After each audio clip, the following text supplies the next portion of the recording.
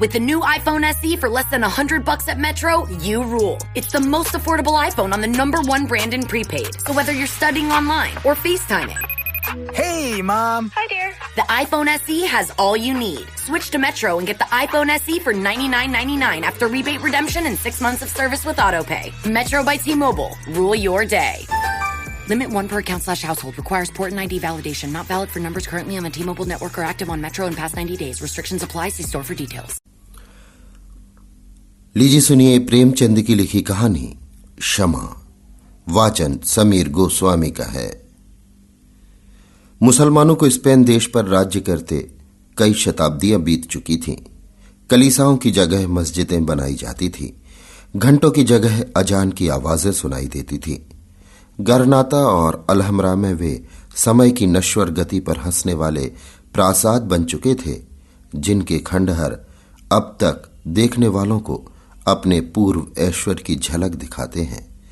ईसाइयों के गणमान्य स्त्री और पुरुष मसीह की शरण छोड़कर इस्लामी भ्रातृत्व में सम्मिलित होते जाते थे, और आज तक इतिहासकारों को ये आश्चर्य है कि ईसाइयों का निशान वहां क्यों कर बाकी रहा।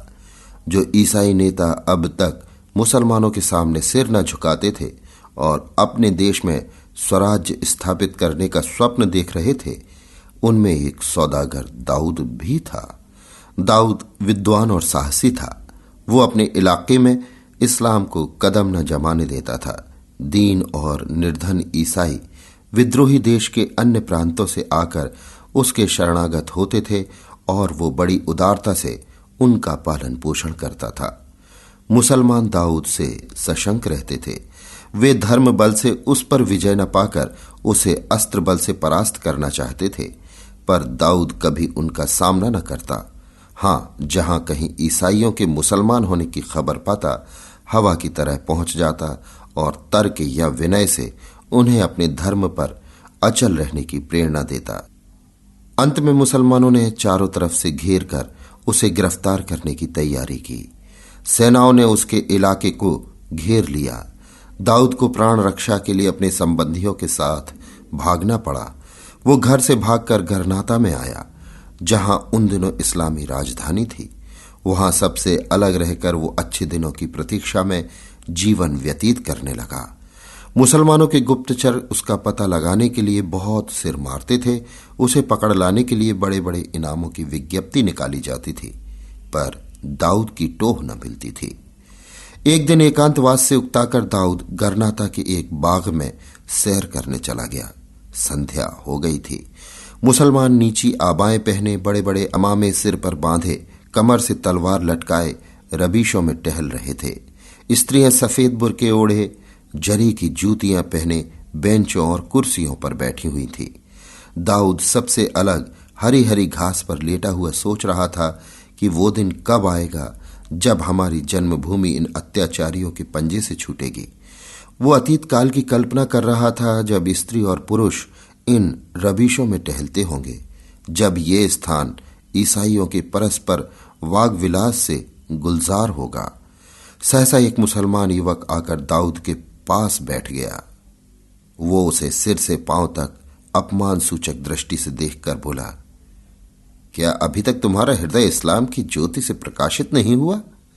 दाऊद ने गंभीर भाव से कहा, इस्लाम की ज्योति पर्वत श्रृंगों को प्रकाशित कर सकती है, अंधेरी घाटियों में उसका प्रवेश नहीं हो सकता। उस मुसलमान अरब का नाम जमाल था। यह आक्षेप सुनकर तीखे स्वर में बोला, इससे तुम्हारा क्या मतलब है? दाऊद, इससे मेरा मतलब यही है कि ईसाइयों में जो लोग उच्च श्रेणी के हैं, वे जागीरों और राज्य अधिकारों के लोभ तथा राजदंड के भय से इस्लाम की शरण में आ सकते हैं, पर दुर्बल और दीन ईसाइयों के लिए इस्लाम में वो आसमान की बादशाहत कहाँ है जो हजरत मसीह के दामन में उन्हें नसीब होगी। इस्लाम का प्रचार तलवार के बल से हुआ है, सेवा के बल से नहीं।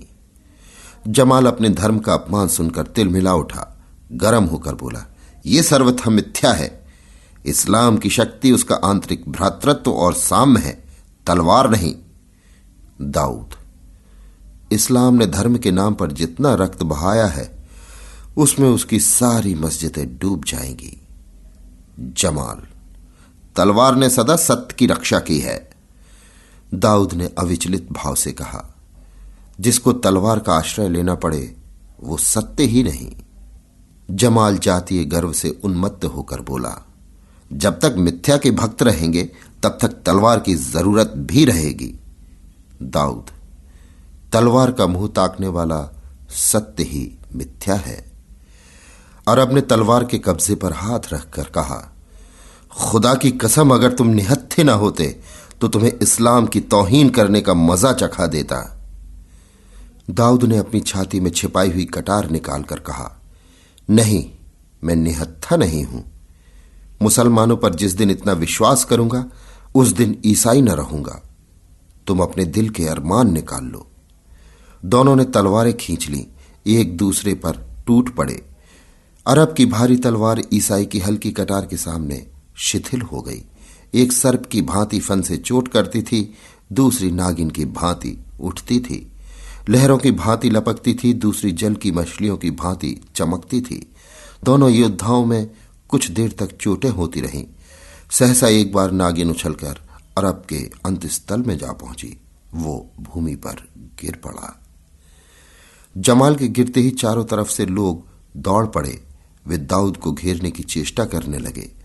दाऊद ने देखा लोग तलवारें लिए दौड़े चले आ रहे हैं। प्राण लेकर भागा, पर जिधर जाता था सामने बाग की दीवार रास्ता रोक लेती थी। दीवार ऊंची थी, उसे फांदना मुश्किल था। ये जीवन और मृत्यु का संग्राम था। कहीं शरण की आशा नहीं, कहीं छिपने का स्थान नहीं। उधर अरबों की रक्त पिपासा प्रतिक्षण तीव्र होती जाती थी। ये केवल एक अपराधी को दंड देने की चेष्टा न थी, जातीय अपमान का बदला था। एक विजित ईसाई की ये हिम्मत कि अरब पर हाथ उठाए। ऐसा अनर्थ जिस तरह पीछे करने वाले कुत्तों के सामने गिलहरी इधर उधर दौड़ती है, किसी वृक्ष पर चढ़ने की बार बार चेष्टा करती है, पर हाथ पांव फूल जाने के कारण बार बार गिर पड़ती है, वही दशा दाऊद की थी। दौड़ते दौड़ते उसका दम फूल गया, पैर मन मन भर के हो गए। कई बार जी में आया इन सब पर टूट पड़े और जितने महंगे प्राण बिक सके उतने महंगे बेचे, पर शत्रुओं की संख्या देखकर हतोत्साह हो जाता था। लेना दौड़ना पकड़ना का शोर मचा हुआ था। कभी कभी पीछा करने वाले इतने निकट आ जाते थे कि मालूम होता था अब संग्राम का अंत हुआ। वो तलवार पड़ी, पर पैरों की एक ही गति, एक कावा एक कन्नी उसे खून की प्यासी तलवार से बाल बाल बचा लेती थी। दाऊद को अब इस संग्राम में खिलाड़ियों का सा आनंद आने लगा। ये निश्चय था कि उसके प्राण नहीं बच सकते। मुसलमान दया करना नहीं चाहते, इसलिए उसे अपने दाव पेंच में मजा आ रहा था। किसी वार से बचकर उसे अब इसकी खुशी न होती थी कि उसके प्राण बच गए, बल्कि इसका आनंद होता था कि उसने कातिल को कैसा जिच किया। सहसा उसे अपनी दाहिनी और बाग की दीवार कुछ नीची नजर आई। आह! ये देखते ही उसके पैरों में एक नई शक्ति का संचार हो गया।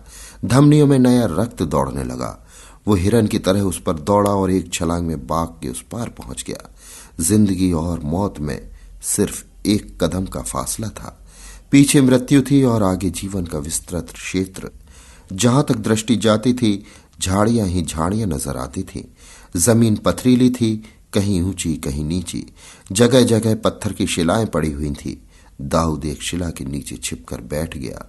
दम भर में पीछा करने वाले भी वहां आ पहुंचे और इधर उधर झाड़ियों में, वृक्षों पर, गड्ढों में शिलाओं के नीचे तलाश करने लगे। एक अरब उस चट्टान पर आकर खड़ा हो गया जिसके नीचे दाऊद छिपा हुआ था। दाऊद का कलेजा धक धक कर रहा था। अब जान गई। अरब ने जरा नीचे को झांका और प्राणों का अंत हुआ। संयोग, केवल संयोग पर अब उसका जीवन निर्भर था। दाऊद ने सांस रोक ली, सन्नाटा खींच लिया। एक निगाह पर उसकी जिंदगी का फैसला था। जिंदगी और मौत में कितना सामीप्य है, मगर अरबों को इतना अवकाश कहाँ था कि वे सावधान होकर शिला के नीचे देखते। वहां तो हत्यारे को पकड़ने की जल्दी थी। दाऊद के सिर से बला टल गई। वे इधर उधर ताक झांक कर आगे बढ़ गए। अंधेरा हो गया। आकाश में तारागण निकल आए और तारों के साथ दाऊद भी शिला के नीचे से निकला, लेकिन देखा उस समय भी चारों तरफ हलचल मची हुई है। शत्रुओं का दल मशाले लिए झाड़ियों में घूम रहा है। नाकों पर भी पहरा है। कहीं निकल भागने का रास्ता नहीं है। दाऊद एक वृक्ष के नीचे खड़ा होकर सोचने लगा कि अब क्यों कर जान बचे। उसे अपनी जान की वैसी परवाह न थी। वो जीवन के सुख दुख सब भोग चुका था। अगर उसे जीवन की लालसा थी तो केवल यही देखने के लिए कि इस संग्राम का अंत क्या होगा। मेरे देशवासी हतोत्साह हो जाएंगे या अदम्य धैर्य के साथ संग्राम क्षेत्र में अटल रहेंगे। जब रात अधिक बीत गई और शत्रुओं की घातक चेष्टा कुछ कम न होती दिख पड़ी तो दाऊद खुदा का नाम लेकर झाड़ियों से निकला और दबे पांव वृक्षों की आड़ में आदमियों की नजर बचाता हुआ एक तरफ को चला। वो इन झाड़ियों से निकलकर बस्ती में पहुंच जाना चाहता था। निर्जनता किसी की आड़ नहीं कर सकती। बस्ती का जन बाहुल्य स्वयं आड़ है। कुछ दूर तक तो दाऊद के मार्ग में कोई बाधा न उपस्थित हुई। वन के वृक्षों ने उसकी रक्षा की, किंतु जब वो असमतल भूमि से निकलकर समतल भूमि पर आया तो एक अरब की निगाह उस पर पड़ गई। उसने ललकारा, दाऊद भागा, कातिल भागा जाता है। ये आवाज हवा में एक ही बार गूंजी और क्षण भर में चारों तरफ से अरबों ने उसका पीछा किया। सामने बहुत दूर तक आदमी का नामो निशान न था। बहुत दूर पर एक धुंधला सा दीपक टिमटिमा रहा था। किसी तरह वहां तक पहुंच जाऊं। वो उस दीपक की ओर इतनी तेजी से दौड़ रहा था मानो वहां पहुंचते ही अभय पा जाएगा। आशा उसे उड़ाए लिए जाती थी। अरबों का समूह पीछे छूट गया। मशालों की ज्योति निष्प्रभ हो गई। केवल तारागण उसके साथ दौड़े चले आते थे। अंत को वो आशामय दीपक के सामने आ पहुंचा। एक छोटा सा फूस का मकान था। एक बूढ़ा अरब जमीन पर बैठा हुआ रेहल पर कुरान रखे उसी दीपक के मंद प्रकाश से पड़ रहा था। दाऊद आगे न जा सका। उसकी हिम्मत ने जवाब दे दिया। वो वहीं शिथिल होकर गिर पड़ा। रास्ते की थकन घर पहुंचने पर मालूम होती है। अरब ने उठकर कहा, तू कौन है? दाऊद, एक गरीब ईसाई, मुसीबत में फंस गया हूं। अब आप ही शरण दें तो मेरे प्राण बच सकते हैं। अरब, खुदा पाक तेरी मदद करेगा। तुम पर क्या मुसीबत पड़ी हुई है? दाऊद, डरता हूं कहीं कह दूं तो आप भी मेरे खून के प्यासे न हो जाएं। अरब, अब तू मेरी शरण में आ गया तो तुझे मुझसे कोई शंका न होनी चाहिए। हम मुसलमान हैं। जिसे एक बार अपनी शरण में ले लेते हैं उसकी जिंदगी भर रक्षा करते हैं। दाऊद, मैंने एक मुसलमान युवक की हत्या कर डाली है। वृद्ध अरब का मुख क्रोध से विकृत हो गया। बोला, उसका नाम? दाऊद, उसका नाम जमाल था। अरब सिर पकड़कर वहीं बैठ गया। उसकी आंखें सुर्ख हो गईं, गर्दन की नसें तन गईं, मुख पर अलौकिक तेजस्विता की आभा दिखाई दी। नथने फड़कने लगे। ऐसा मालूम होता था कि उसके मन में भीषण द्वंद्व हो रहा है और वो समस्त विचार शक्ति से अपने मनोभावों को दबा रहा है। 2-3 मिनट तक वो इसी उग्र अवस्था में बैठा धरती की ओर ताकता रहा। अंत में अवरुद्ध कंठ से बोला, नहीं नहीं, शरणागत की रक्षा करनी ही पड़ेगी। आह जालिम, तू जानता है मैं कौन हूं? मैं उसी युवक का अभागा पिता हूं जिसकी आज तूने इतनी निर्दयता से हत्या की है। तू जानता है तूने मुझ पर कितना बड़ा अत्याचार किया है। तूने मेरे खानदान का निशान मिटा दिया, मेरा चिराग गुल कर दिया। आह, जमाल मेरा इकलौता बेटा था। मेरी सारी अभिलाषाएं उसी पर निर्भर थीं। वो मेरी आंखों का उजाला, मुझ अंधे का सहारा, मेरे जीवन का आधार, मेरे जर्जर शरीर का प्राण था। अभी अभी उसे कब्र की गोद में लिटा आया हूं। आह, मेरा शेर आज खाक के नीचे सो रहा है। ऐसा दिलेर, ऐसा दीनदार, ऐसा सजीला जवान मेरी कौम में दूसरा न था। जालिम, तुझे उस पर तलवार चलाते जरा भी दया न आई। तेरा पत्थर का कलेजा जरा भी न पसीजा। तू जानता है मुझे इस वक्त तुझ पर कितना गुस्सा आ रहा है। मेरा जी चाहता है कि अपने दोनों हाथों से तेरी गर्दन पकड़कर इस तरह दबाऊं कि तेरी जबान बाहर निकल आए, तेरी आंखें कौड़ियों की तरह बाहर निकल पड़े। पर नहीं, तूने मेरी शरण ली है। कर्तव्य मेरे हाथों को बांधे हुए है, क्योंकि हमारे रसूल पाक ने हिदायत की है कि जो अपने पनाह में आए उस पर हाथ ना उठाओ। मैं नहीं चाहता कि नबी के हुक्म को तोड़कर दुनिया के साथ अपनी आकबत भी बिगाड़ लूं। दुनिया तूने बिगाड़ी, दीन अपने हाथों बिगाड़ू। नहीं, सब्र करना मुश्किल है, पर सब्र करूंगा ताकि नबी के सामने आंखें नीची न करनी पड़े। घर में आ, तेरा पीछा करने वाले दौड़े आ रहे हैं। तुझे देख लेंगे तो फिर मेरी सारी मिन्नत समाजत तेरी जान न बचा सकेगी। तू नहीं जानता कि अरब लोग खून कभी माफ नहीं करते। ये कहकर अरब ने दाऊद का हाथ पकड़ लिया और उसे घर में ले जाकर एक कोठरी में छिपा दिया। वो घर से बाहर निकला ही था कि अरबों का एक दल द्वार पर आ पहुंचा। एक आदमी ने पूछा, क्यों शेख हसन, तुमने इधर से किसी को भागते देखा है? हां, देखा है। उसे पकड़ क्यों न लिया? वही तो जमाल का कातिल था। यह जानकर भी मैंने उसे छोड़ दिया। ए गजब खुदा का, ये तुमने क्या किया? जमाल हिसाब के दिन हमारा दामन पकड़ेगा तो हम क्या जवाब देंगे? तुम कह देना कि तेरे बाप ने कातिल को माफ कर दिया। अरब ने कभी कातिल का खून नहीं माफ किया। यह तुम्हारी जिम्मेदारी है, मैं उसे अपने सिर क्यों लूं? अरबों ने शेख हसन से ज्यादा हुज्जत न की, कातिल की तलाश में दौड़े। शेख हसन फिर चटाई पर बैठकर कुरान पढ़ने लगा, लेकिन उसका मन पढ़ने में न लगता था। शत्रु से बदला लेने की प्रवृत्ति अरबों की प्रवृत्ति में बद्धमूल होती थी। खून का बदला खून था, इसके लिए खून की नदियां बह जाती थी। कबीले के कबीले मर मिटते थे, शहर के शहर वीरान हो जाते थे। उस प्रवृत्ति पर विजय पाना शेख हसन को असाध्य सा प्रतीत हो रहा था। बार बार प्यारे पुत्र की सूरत उसकी आंखों के आगे फिरने लगती थी। बार बार उसके मन में प्रबल उत्तेजना होती थी कि चलकर दाऊद के खून से अपने क्रोध की आग बुझाऊं। अरब वीर होते हैं, कटना मरना उनके लिए कोई असाधारण बात न थी। मरने वालों के लिए वे आंसुओं की कुछ बूंदें बहाकर फिर अपने काम में प्रवृत्त हो जाते थे। वे मृत व्यक्तियों की स्मृति को केवल उसी दशा में जीवित रखते थे जब उसके खून का बदला लेना होता था। अंत में शेख हसन अधीर हो उठा। उसको भय हुआ कि अब मैं अपने ऊपर काबू नहीं रख सकता। उसने तलवार म्यान से निकाल ली और दबे पांव उस कोठरी के द्वार पर आकर खड़ा हो गया जिसमें दाऊद छिपा हुआ था। तलवार को दामन में छिपाकर उसने धीरे से द्वार खोला। दाऊद टहल रहा था। बूढ़े अरब का रौद्र रूप देखकर दाऊद उसके मनोवेग को ताड़ गया। उसे बूढ़े से सहानुभूति हो गई। उसने सोचा, ये धर्म का दोष नहीं, जाति का दोष नहीं। मेरे पुत्र की किसी ने हत्या की होती तो कदाचित मैं भी उसके खून का प्यासा हो जाता। यही मानव प्रवृत्ति है। अरब ने कहा, दाऊद, तुम्हें मालूम है बेटे की मौत का कितना गम होता है? दाऊद, इसका अनुभव तो नहीं पर अनुमान कर सकता हूं। अगर मेरी जान से आपके उस गम का एक हिस्सा भी मिट सके तो लीजिए, ये सिर हाजिर है। मैं इसे शौक से आपकी नजर करता हूं। आपने दाऊद का नाम सुना होगा। अरब, क्या पीटर का बेटा? दाऊद, जी हां, मैं वही बदनसीब दाऊद हूं। मैं केवल आपके बेटे का घातक ही नहीं, इस्लाम का दुश्मन हूं। मेरी जान लेकर आप जमाल के खून का बदला ही न लेंगे, बल्कि अपनी जाति और धर्म की सच्ची सेवा भी करेंगे। शेख हसन ने गंभीर भाव से कहा, दाऊद, मैंने तुम्हें माफ किया। मैं जानता हूं मुसलमानों के हाथ ईसाइयों को बहुत तकलीफें पहुंची हैं। मुसलमानों ने उन पर बड़े बड़े अत्याचार किए हैं, उनकी स्वाधीनता हर ली है, लेकिन ये इस्लाम का नहीं, मुसलमानों का कसूर है। विजय गर्व ने मुसलमानों की मति हर ली है। हमारे पाक नबी ने यह शिक्षा नहीं दी थी जिस पर आज हम चल रहे हैं। वो स्वयं क्षमा और दया का सर्वोच्च आदर्श हैं। मैं इस्लाम के नाम को बट्टा न लगाऊंगा।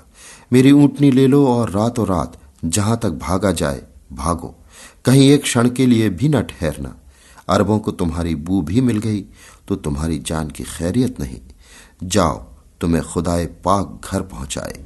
बूढ़े शेख हसन और उसके बेटे जमाल के लिए खुदा से दुआ करना। दाऊद खैरियत से घर पहुंच गया, किंतु अब वो दाऊद ना था जो इस्लाम को जड़ से खोद कर फेंक देना चाहता था।